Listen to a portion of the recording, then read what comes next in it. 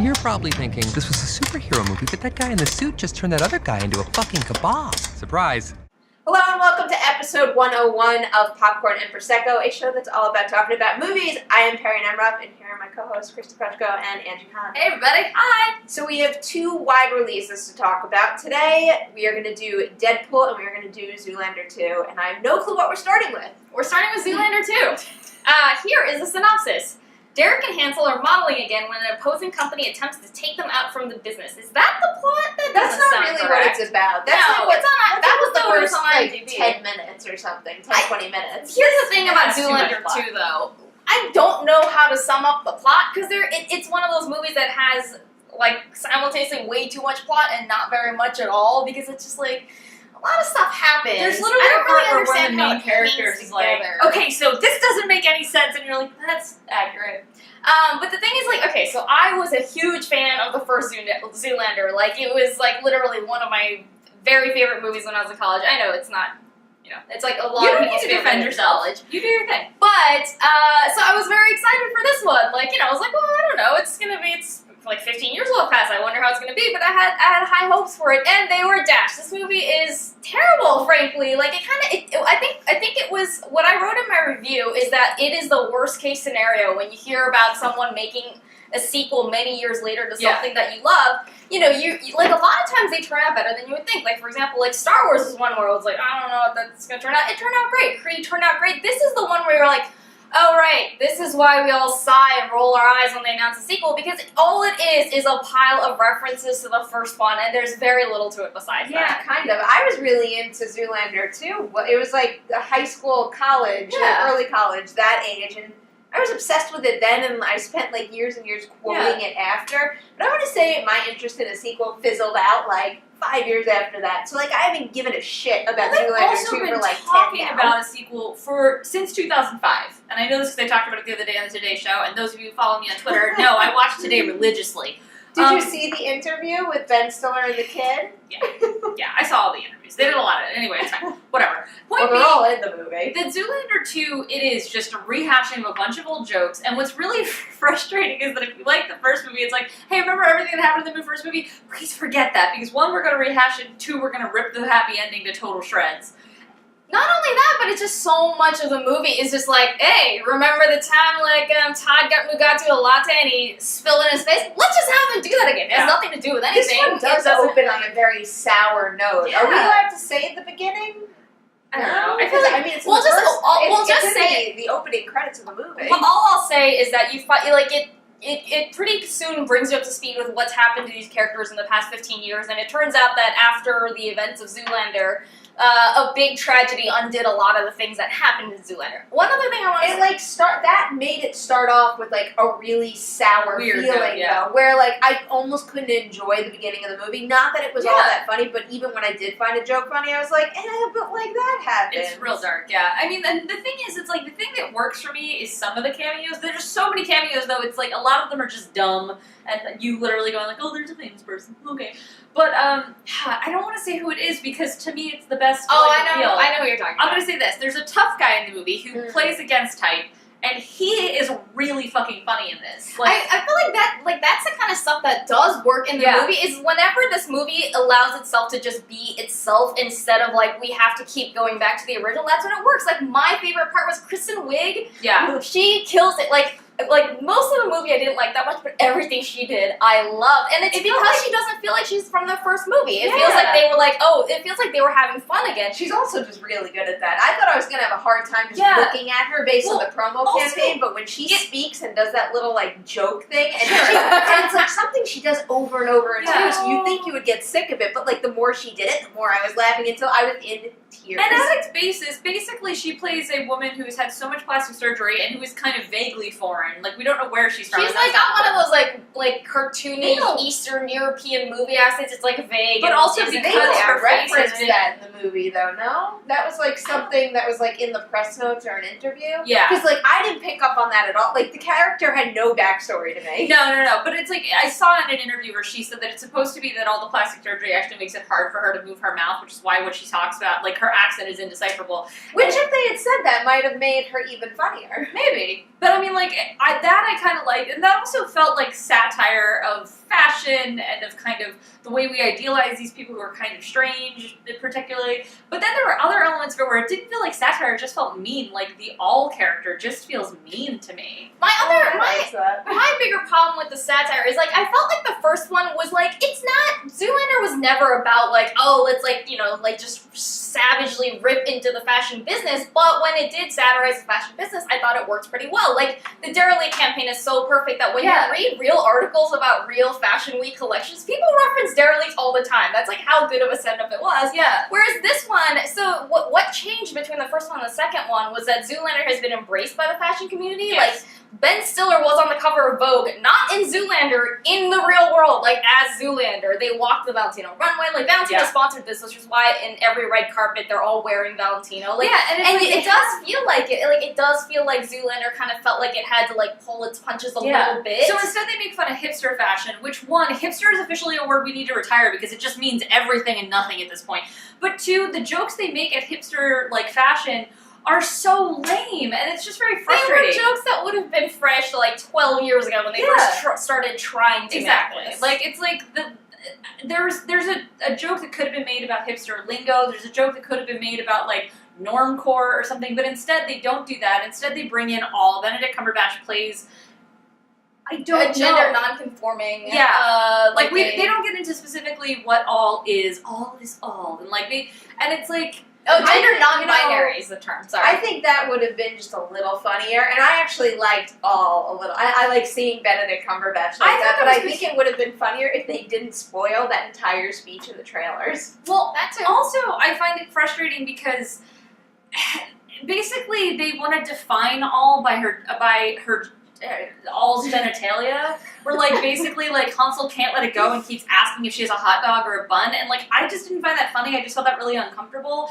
So there was a joke that could have been made about them not fitting into this new world of fashion. I think that was the intention with that scene, but it gets really gross because they just can't let it go, and they have to keep asking, like, what's in your pants, which, like, in the first movie, like, you know, there are a lot of moments in the first movie where they're kind of mean, but it's kind of like the movie in the first one, it's very clear that the joke is on them. In this one, it's less clear. Like, for example, there's a whole thing where, like, Derek is, like, upset that his son is fat. Yeah. And, like, you know, in the first movie, there's a thing where Matilda says, like, oh, I was like chubby as a kid, and they're like, ew. But, like, you kind of get that, like, they're being dicks. And we're judging them for being, Whereas, like, in this one, it's less clear, like, how you're supposed to feel about that. Like, and they push it too far to where it just starts to feel mean. Yeah, it really feels like they actually say, it's like, are you saying my son's a terrible person because he's fat? And they have, like, a long conversation about that. I think that they were trying to do it again where it's like, oh, well, clearly these people are idiots, so you're supposed to laugh, like, you're supposed to laugh at them.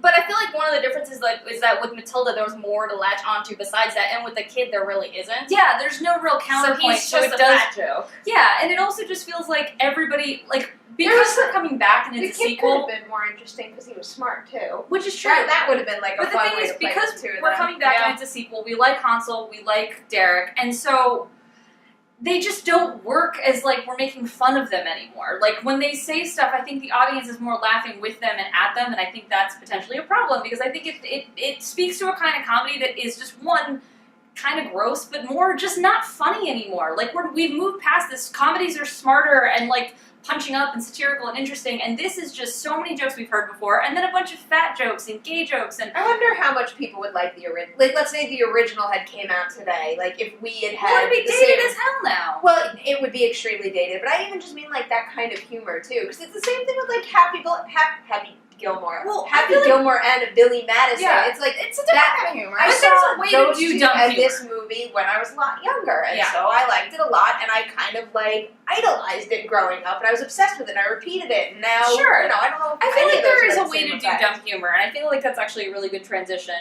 to our next movie. So, does anybody have any final thoughts on Zoolander 2? It's a joyless slog whenever Kristen Wiig is not on there. Just watch the first movie again and remember how funny the jokes were, because despite what you just said, I mean, I've watched it recently and I still find it really funny. I still find it funny, too. I mean, just watch it again. It'll be, the Zoolander 2 is all the same jokes, but less funny this time. Yeah. Zoolander 2 is not good, but I definitely didn't find it like that terrible. I was amused enough from the beginning to the end to not There are get some bored funny and look at bits, my but they're watch. very spread out. Yeah. And You have to do a lot of this work to get to movie them. was like the first time in a long time that I found myself in tears. It was only from like a 5-minute scene with Oh, Kristen wow. Wiig, but I She's really was good. crying. There are parts that I thought were really funny, but overall it really just felt like, let's do this again. And Yeah. it just, I was really bored. Yes. So we're going to move on to Deadpool, which is a former Special Forces operative turned mercenary is subjected to a rogue experiment that leaves him with accelerated healing powers, adopting the alter ego Deadpool. And as you guys probably know, this is a movie that for years we just did not think was going to happen because it didn't look like it was ever going to happen, and there were all these reasons, one of them being... I'm also like Zoolander. Yeah, which is actually true. And, like, you know, because basically there was, X-Men's Origins Wolverine, which is a garbage movie that's playing on FX all weekend. I was watching it today. It's 'cause so it was on bad. FX. It's amazingly And the bad. scene with Deadpool in it is really so bad. stupid. So it's amazing, because that movie was terrible, and it did everything wrong with Deadpool, I'm told. I don't know the Deadpool comics. I knew that movie, and I've been paying attention to the marketing. I didn't think I was going to like the Deadpool movie, because when I watched the trailers, I thought, this looks wacky and weird, but is it going to get obnoxious? To quote my review, Deadpool's fucking awesome. I think there's a lot of criticism about the fact that it's too much like a superhero movie, which I don't understand that criticism, because of course it's a superhero movie. So the people that are complaining that it's just a superhero movie with more graphic violence, more sex, and more cursing, yeah, no, that's totally true. And if that I think doesn't what people are annoyed by is that they get the sense that Deadpool is kind of smug about, look, we're different from other superhero movies, but when you get down to it, it is a superhero movie. I will say, though, that, I mean, look, we're getting 7 of these, and Deadpool at least is one that has a very distinctive personality, which is more than you can say for a lot of them. Yeah. Like, It's you might really love it or you might not. Like, maybe that humor is for you and maybe it isn't. But at least it's like, you know, something that feels unique within like the very specific it's only constraints the of same the as all genre. other superhero movies, like down to like the most basic version of like if you The boil plot, the yeah. plot Yeah. down to like the most basic version of it, like then it's every other superhero movie. But other than that, I mean, it's incredibly different. And also like just the way it's directed and the fact that like we're getting like these gigantic movies like, you know, Avengers and Civil War, and they feel like big crazy blockbusters. And now we have this other one that feels Dawn of Justice. like a really contained, like Yeah. somewhat human story. No, exactly. Like, it's actually a small movie. The stakes are not the entire world. The stakes are really personal, and I really enjoyed that aspect of it because, 1, it allowed me to get to know the character, and 2, it allowed us to focus as opposed to, like Age of Ultron just felt like a connection instead of a movie itself, and this was so much fun because it didn't need to play by all these safe rules, and I really enjoyed just the zaniness and the wackiness, and I liked how fucking out there the jokes were. I felt great that I got to watch a movie where I didn't feel like they had to pull the punches in any category to appease, you know, oh, well, kids are going to see this. And by the way, like, even if you're, like, a cruel parent, like, your children should not see this movie. Like, it's not a question. I interviewed the screenwriters, and they're like, oh, yeah, the jokes will go over the kids' heads. Sure, No. but the nudity won't. The, like, extreme violence won't. Like, this, for me, was so much fun because it was just, like, it pulled me out of my stupor of superhero movies where I'm like, oh god, another fucking superhero movie. 7 are coming out this year. And like, I like a superhero movie, but at some point it just feels like a fucking sentence where you're like, 7? 7! To be fair, one of them's almost definitely gonna get delayed till next year, so it's only 6. That's Probably. like almost none at all. Which one are you talking about? Gambit. Okay. That's almost definitely gonna get pushed back. So, Gambit was also a Wolverine Yeah, Origins, I which know. I forgot about completely. or he's played that Taylor Taylor Kitsch Kitsch. back when we were still trying to make Taylor Kitsch. Which was amazing because then they're like, next on FX, Battleship. And I was like, we're having a Taylor Kitsch marathon? When is it? Like, I thought I had time traveled. I was afraid. But But anyway. actually, speaking of actors that we never really understood the point of, Ryan Reynolds was kind of made for this role. It's not that it's not that like I think he's a terrible actor, but he's been one of those actors that weirdly has been kind of on the cusp of being really huge for like a really long time. Hollywood does not know what to do with him. And every No. time you watch, you're like, oh. Yeah, so Like, then I like like him, and I think he's funny I in think movies. people are just too hard on him because, like, I don't not like him. I just feel like, but he's one of those actors that has seemed to be on the verge of being huge for like 10 10 years. Yeah. No one ever lasts that long. It's like, just on the that verge. It's so he's weird. picked a lot of projects that could have been huge and just bombed. I Well, don't like think- X-Men Origins Wolverine. or or R.I.P.D. R.I.P.D. or Green Lantern, Yeah. No, or he's not bad. And, you know, Shake-Up. he's perfectly fine in all of these movies. Like, you can Yeah. still look at him and No, be like, I like that's a good actor in a shitty movie. Yeah. But, you know. But this Deadpool role just like fits him like a glove. He is the guy you want for this because he's got like I feel like Brian. I don't know what Ryan Reynolds is like as a human. I don't know him personally, but I feel like his like sort of like star persona, the image that he projects to the world is like he's kind of like that. Like he's like smarmy a little bit. He's like snarky. You know, he's really A little funny. sophomoric, but he's smart. But he's also like but he's also like a little smart, and ultimately you still like him, which is like a huge part of his thing. Is like despite all that, like you're still supposed to like him, and I feel like Deadpool just like completely taps into that. It almost reminded me of how like Matt Damon was such perfect casting for The Martian because you're just like this really plays on like not only like Matt Damon's strengths as an actor, but like what we think of him as like a celebrity, and I felt like Deadpool was so perfect. And I was actually really impressed because I feel like most of the cast of this are actors that I've never quite understood the appeal of before, with the exception of Ryan Reynolds. But like him, it's like they found their home here. Like Morena Baccarin, or is that how you say it? Baccarin. She was on Firefly, and honestly, I always thought she was kind of boring.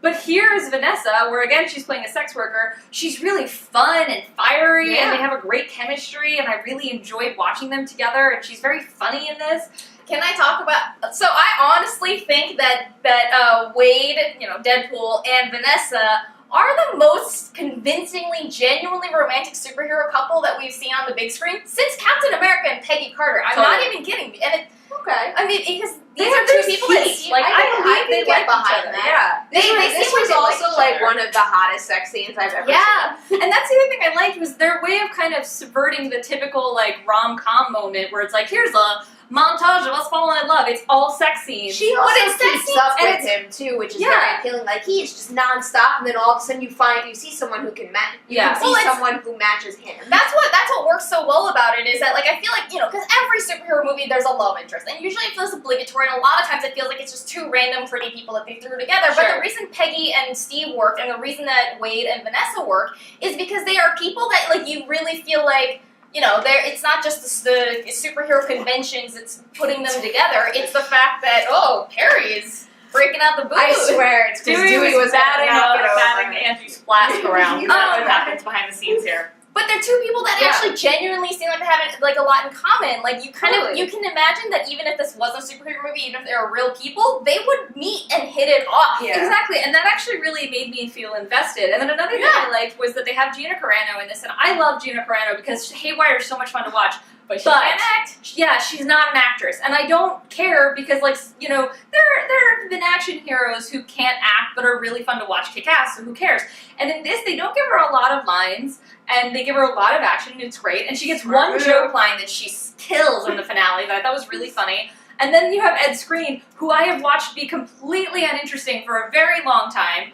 And then, in this, it's funny because he did Transporter Refueled, where he's basically being Jason Statham, but he's way better as Jason Statham in this. He's really good as a British bad guy, and I bought it and thought it was fun. We also need Colossus. I thought he was a great touch, and the way that they portrayed that character versus the previous X-Men movies, he had a real personality, and that was the perfect combination to have with Deadpool, who is just nonstop obnoxious, and then you have this guy. I keep likening him to Drax. Because he's so literal, and there's something by contrast contrast, I find in that. I also really liked Negasonic Teenage Warhead, who is a character that apparently was in one comic, and I talked to the screenwriters, and they said they were given a list of comics or characters from Fox, and they're like, we own these characters. Pick one of these guys, and they like the name, and it's so she's this she's this shut down teen that's all angsty and doesn't want it and Deadpool's blah, blah, blah.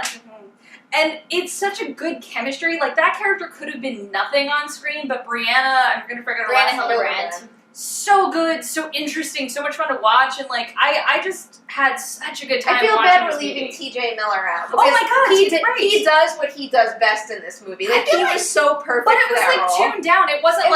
Miller. He's someone that was that character he always plays, but a real human being. And delivering the jokes in a way that I could walk up to one of you and feel like you would say something funny that. He's almost the straight man in this movie, which was really a good use of him that I was surprised by. Because, like, someone, early on, they said, oh, he's the comic relief in this movie, is how they described his role. Like, early on, you're like, but then what is Deadpool? Yeah. And so, but it's actually a really nice balance. Like, that's the thing that really surprises me. The tone is all over the place. There's parts of this movie that feel like body horror, Frankenstein stuff. There's flat-out romantic comedy stuff, very raunchy romantic comedy stuff. There's drama moments, and then there's these huge action scenes, and it all worked for me because the guys who wrote it, they did Joe Schmo Show, they did Zombieland. They're really good at, like, weaving through tones to create this world that makes sense. And so I was really stoked about Deadpool. I thought it was really fun.